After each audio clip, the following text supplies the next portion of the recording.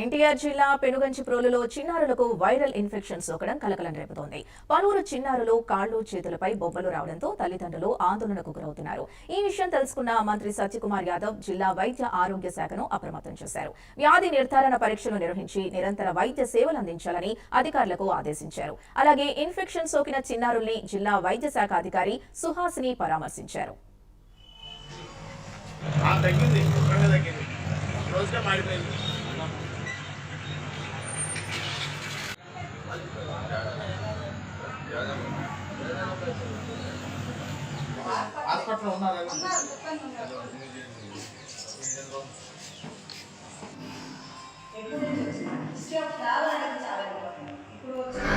ఈ సెంటర్కి నేను ఇక్కడ రావడం జరిగింది.